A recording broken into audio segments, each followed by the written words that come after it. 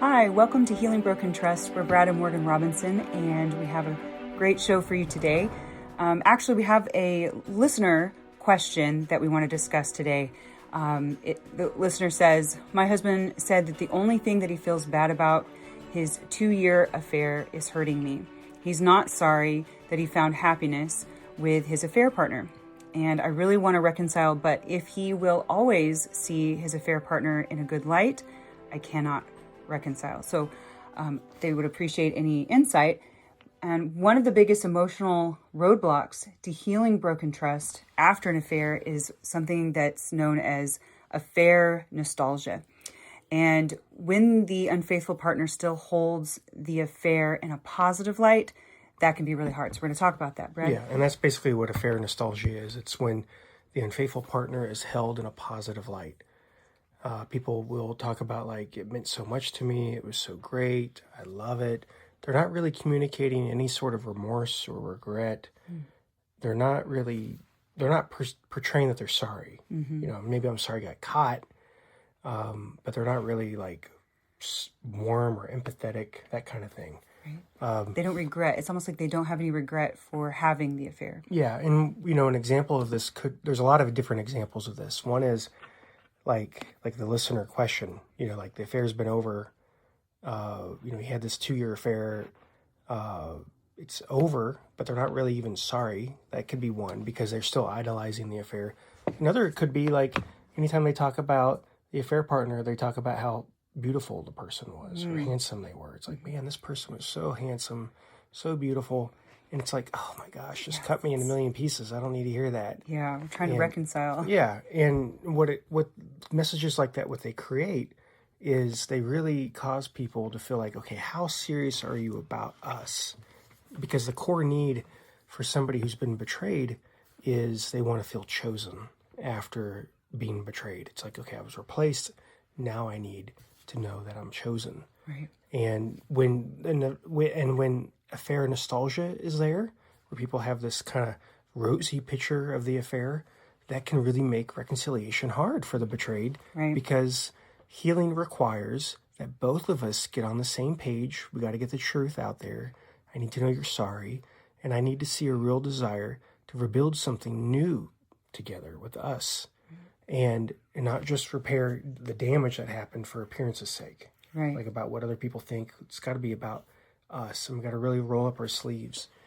Well, it also seems very clear and obvious that you can't have a mind for two people, right? It's or a heart for two people. It's me only, right? Because I'm your beloved. So yeah, it's absolutely a challenge. That's hard. Yeah, well, that's a good point, because when they're communicating that they're emotionally split. Like when somebody who's having an affair only feels bad about hurting their spouse, but they don't regret the investment that it took away from their marriage and their family. Yeah. Like into the affair, they can be emotionally split. And then that makes it harder to give those things that are needed back into the marriage after the affair. Right. Usually what people will say who've been injured is they're going to say something like, you know what, I'm not asking that much. I think this is reasonable what I'm asking for. If reconciliation is going to work, you have to be willing to do these things for me.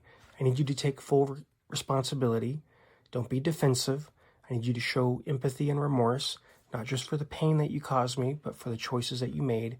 And I need you to let go of idealizing this affair partner.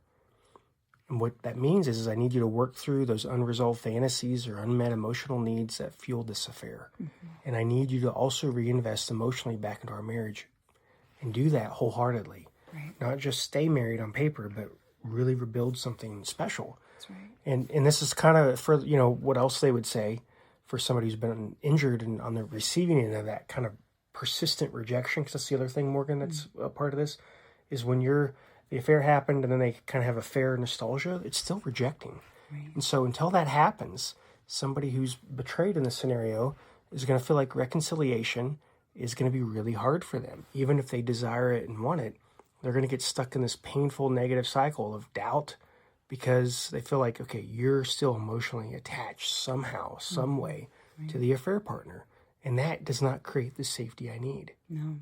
Right. So far we're talking about this from the perspective of the person who was betrayed. We're going to get a little bit, and we're going to explain that a little bit more, but then we're going to get deeper into the perspective of the person who has been unfaithful and how they see this and view this. Yeah. Do you want to get into kind of how the person who's been betrayed feels? Oh, yeah, absolutely. So, so the first point would be the person has strong feelings and really wants a relationship. So the would-be lover, the person who likes someone who doesn't like them back, right?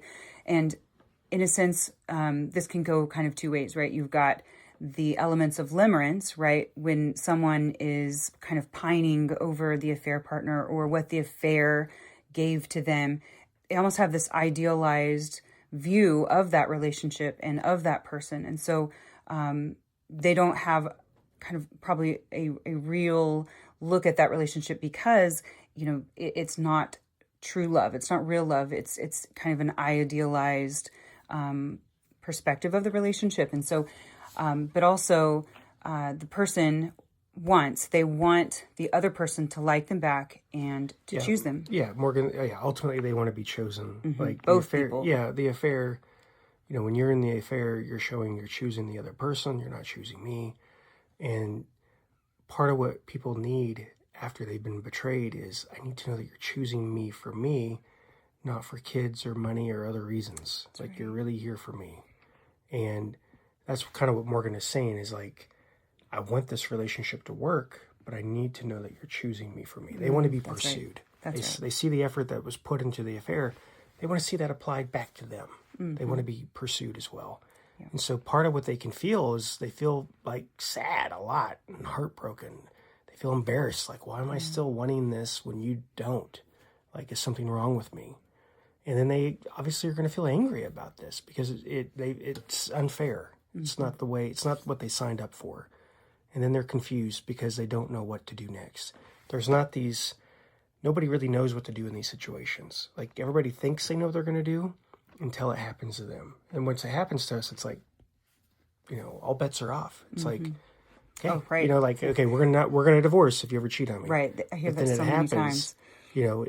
But when it happens, people don't really know how to work through that and approach that because it's so difficult. Mm-hmm. Like, and back to your point that you made earlier, Morgan, is, there's strong feelings that the person who's been betrayed has. They still want the relationship.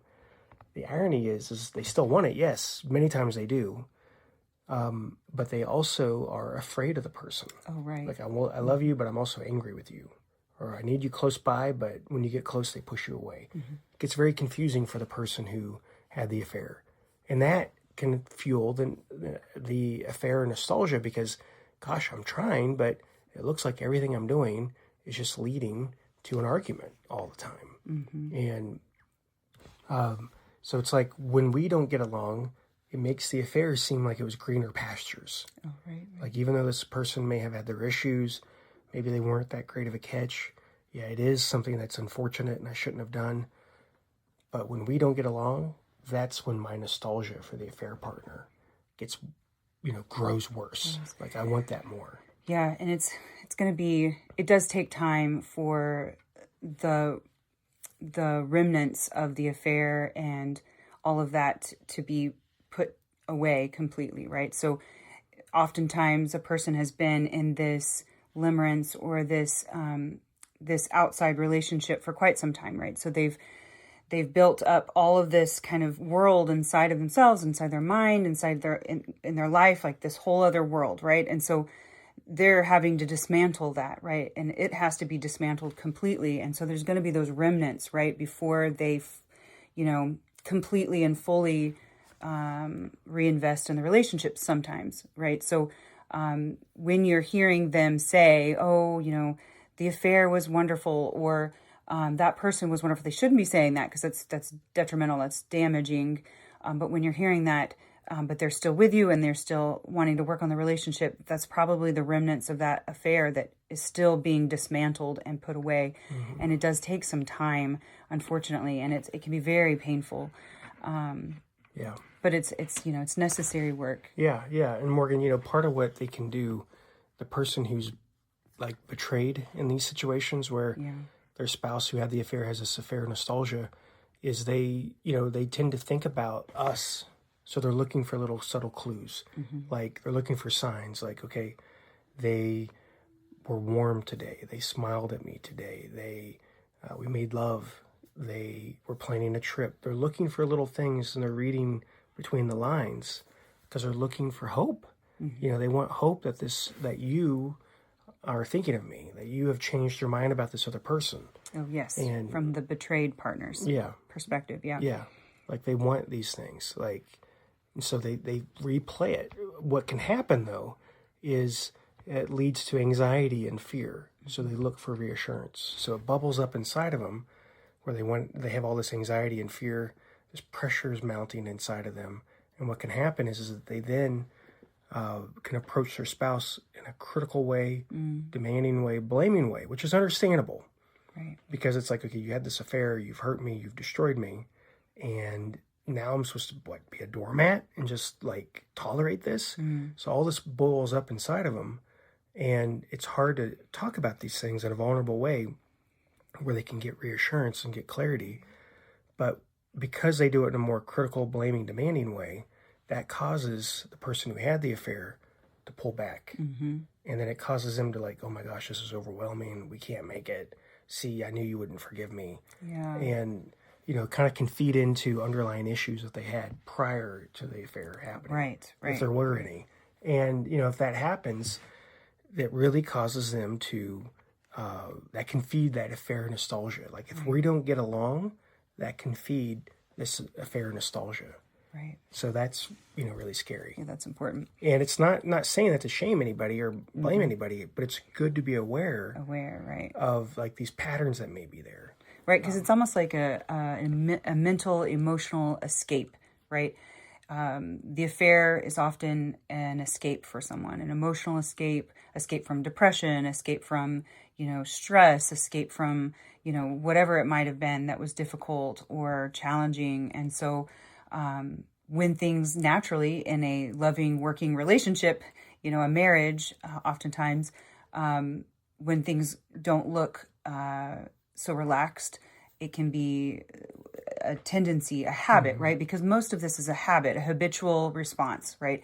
And so they go back to that habitual response of exiting emotionally, exiting mentally, and that takes them to kind of that, the romanticized version of that relationship. And so, So anyways. Yeah, Morgan, kind of piggyback off on that. Part of what the betrayed will do in the situation is try to talk more, reach out more, spend time together. They're looking for reassurance. Obviously, we all want it in this kind of situation. They're going to ask for another chance. Why not? Maybe they get really angry and say, screw it, we're done, no more.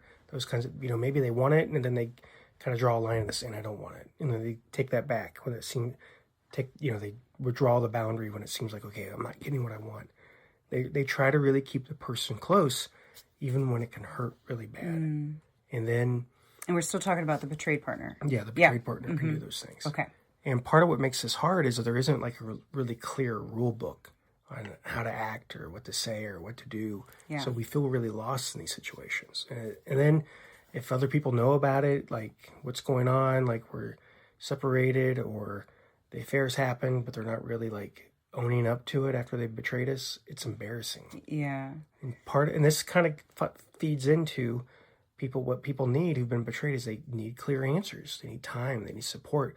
They need ways to heal their self-esteem and feelings after this. Right. And again, like we've talked about before, they really need the betrayer to become a healer. That kind of thing. Yeah. Morgan, do you want to get into part of what people who've been unfaithful in these scenarios think? Oh, sure. Kind of the scenario, what people who have affair nostalgia after being unfaithful think? So if they have affair nostalgia, right, and they're thinking about this other person and they're kind of pining after that person, what they're wanting is they want the other person really to stop hoping for romance and they want things to feel normal again, right? So we got to get back to kind of that pattern of normal but positive, right? We talk about negative cycles a lot. Yeah, and Morgan, that's a really key insight you just said, because they're not saying I want to end the relationship with us, our marriage with you. They're just saying let's not put too much pressure on restarting our sexual relationship, or let's not put too much pressure into us being this perfect couple. Like, I just want us to be like good friends, or I want us to like just get along. I want us to just not fight. Like, I just want to get to first base before we start having like all this emotional investment. So sometimes they'll come at it like that. And like we've talked about before, the more intentional somebody was with an affair, like they were like, I'm intentionally going to go cheat. I'm intentionally going to go have an affair. Usually the people like that are not as remorseful. They have more justifications for doing what they're doing. And so for them, they usually felt like, I'm speaking generally, but usually when somebody feels like a victim, like I was hurt first, I was injured in some key way before I had this affair, they use that as a justification for acting out. Like, I've got this hurt and this injury, so they can be more reluctant to enter back into the marriage. They're not as sorry, they're more reluctant. And those injuries and hurts sometimes do have to be addressed for them to re-enter back into the marriage. Because ideally, we want the person who is unfaithful to be able to be a healer. Right. But if they have been injured, sometimes we have to address those hurts. Sometimes they are like, you know what, I don't trust you. Even though I had this affair and I know you don't trust me now, but I don't trust you either. So sometimes you have to kind of be graceful on both sides to address that. So I think it's important what you're saying. That is very important, that I can trust that you'll respond graciously, that you'll give me time to reinvest back in, and as I dismantle all of the things that I've been doing or thinking and feeling for the last however long. So that's really important. So how they feel inside, right? So if the betrayer, right, or the unfaithful spouse, they often feel guilty, right? They do feel guilty because they know that they've hurt you, right? As the listener or the viewer was saying, their spouse, their husband feels bad about how the affair hurt them. So they do love their spouse. They do love the listener. Yeah. They still feel guilty, but then it's that nostalgia piece, right? Well, and I think it's a good point you're raising, because they do feel guilt, but the guilt is usually the only reason they're still trying. Right. It's not, and that's what the betrayed picks up on, is like, you're only doing this out of guilt. Yeah. You feel all of this towards your affair partner. The guilt is keeping the unfaithful party still in the marriage, trying, but it's out of guilt. Yeah. And then the person who's betrayed picks up on that. Oh, right. And yes. it's not helping. No. Because they're not sensing like, I need you to pursue me. I need you to put that same effort into this. Or that you're fully invested in them. And like we're saying, though, that takes a little bit of time. Yeah. As they dismantle, what they've had. Yeah. And so to try to be patient with that, because that does compound the hurt. I know it compounds the hurt tremendously when you hear those things. Yeah. Yeah. But it does not mean that they can't love you, or that things can't be fully invested, or that they cannot, or that it's not a sign that it's hopeless, right? Because very often people, they'll re-enter the relationship, or they'll start the healing process, the healing journey, for the kids, because they feel guilty, all of those things. That's how they start. Sometimes it's how healing starts. Sometimes, right? But it does end up where you want it to be. Generally, it just will take time, and so trying to be patient with that.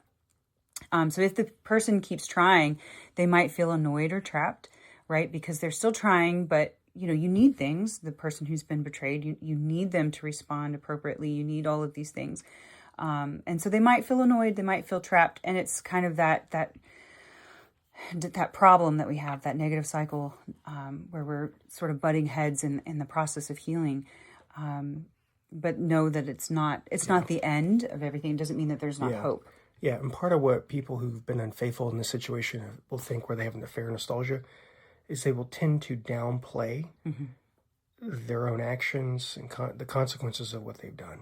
Like, they'll look at it like, well, I had an affair, or they tend to downplay it. There's a lot of different ways they do that. But the key idea is to downplay it.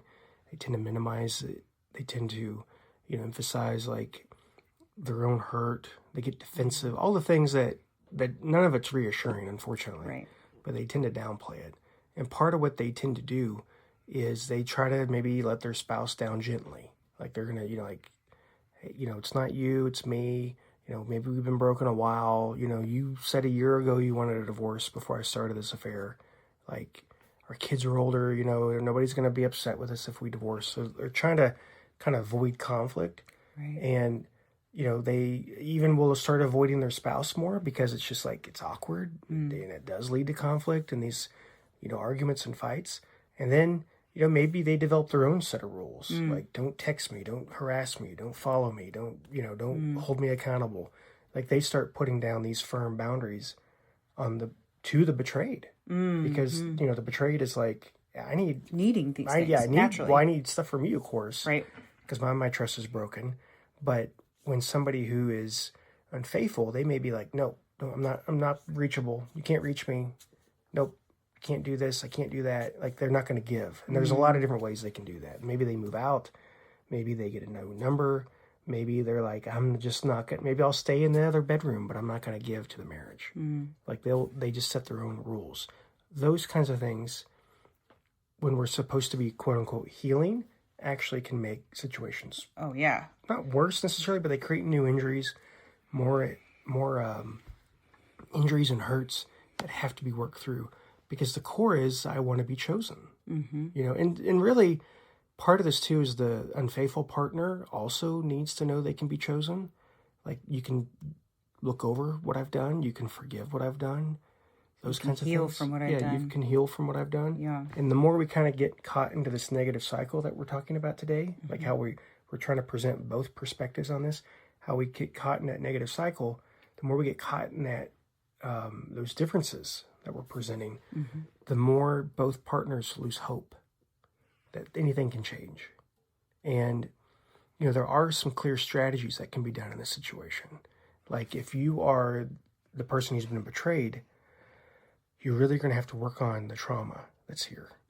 You're going to have to work on the trauma. You've been betrayed.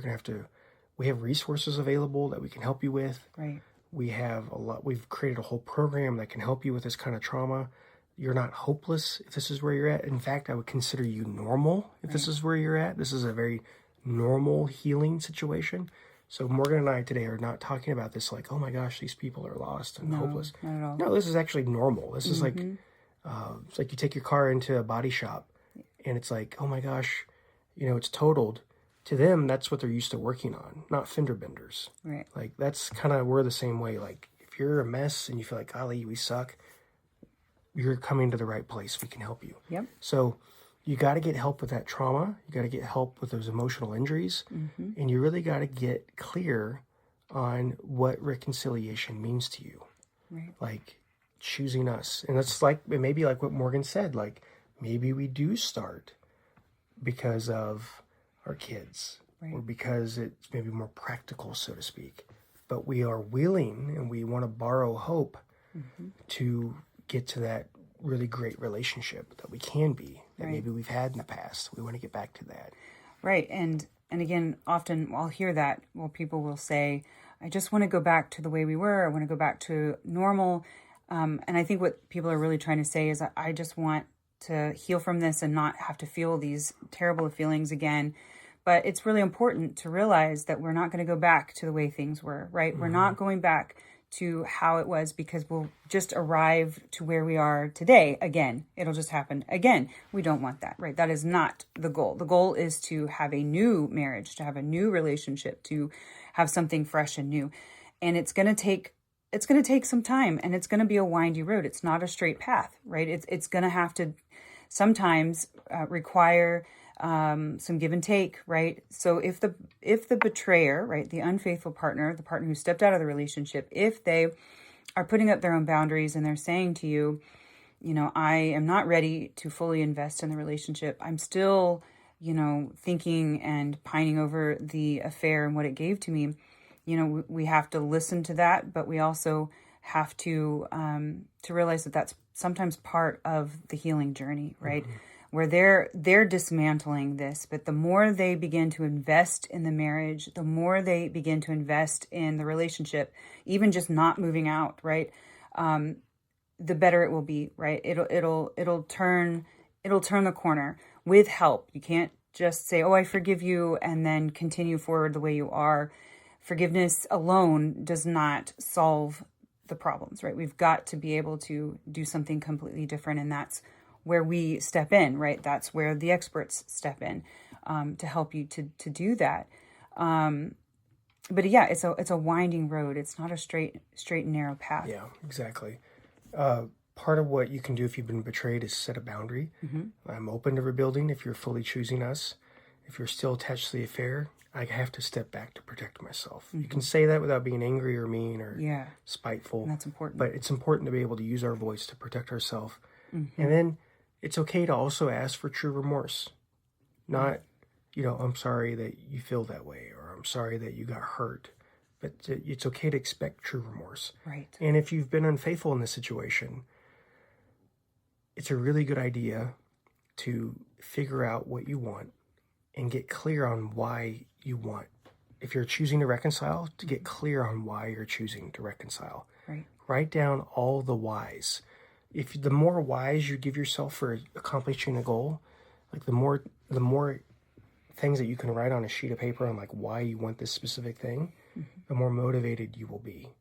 If the affair only gave you like, I felt good, I felt, like this, I felt this intoxication, I felt this infatuation, but there doesn't give you anything else, that's not a strong enough why.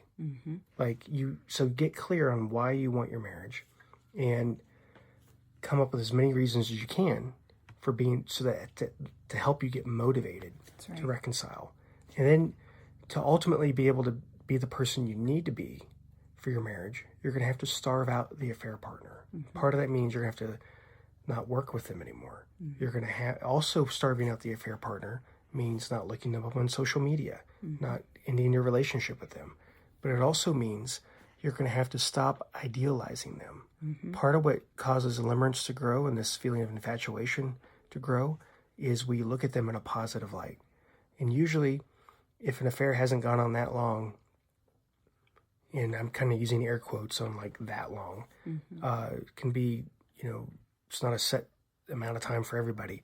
But usually in the beginning, we tend to see only the positives in the person.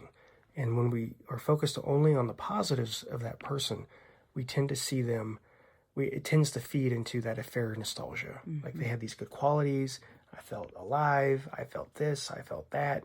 And when we feed into that, and we only see the positives, and we idealize them and don't see any negatives, it's going to be harder for us to look at that as a regrettable event. We're going to look at that as like, man, that was so good. I wish I wish I had done a better job of maybe hiding it. Maybe that we don't go to that extreme, but what we need to do is kind of look at this, and we really have to stop idealizing the person. So on another sheet of paper, so the first sheet, we have 20 reasons why I'm choosing my marriage, like why I want this. The other sheet of paper, we have 20 bad qualities of the affair partner. Right. And then we let ourselves think about those things, because the more we can think about that and call attention to that, we stop idealizing it. We stop looking at it as a good thing. That's right. Yeah, I think the image that comes to my mind is, if you're trying to starve out a tumor, right? Trying to starve out a tumor, you've got to cut the blood supply that goes to that tumor that continues to pump it with nutrients and life. Or you got to starve it off, put that stent in, block off, the blood supply and kill that tumor so that the rest of the body can grow and thrive and function. And that tumor is just a blood-sucking leech, literally, literally, and it gives you nothing. It's just there, and it'll be dead weight until you cut it out, right? And then the rest of the body can thrive. And that rest of the body is your marriage, it's your relationship, it's your family, it's your identity, it's who you are. And that's, provided that both partners in the relationship are of course thriving and doing their best to heal and continue forward better than ever, right? So that's the goal. And anything else you'd like to add to that, or anything? No. Okay, well, we're so thankful that you're here. We're thankful to serve you, to listen with you, and to talk with you about these things.